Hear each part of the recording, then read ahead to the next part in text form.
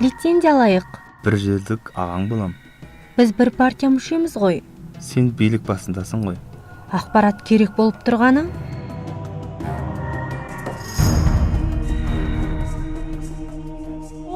Әр азаматтың құқы бірдей. Азаматтарға даяшылық көрсетіледі. Адам құқығын қастерлеу. Пайда, қызығушылық, қайшылығы. Көпшіліктің қызығушылығын бағалау. Бұқаралық бақылау. Пара беру қылмысы.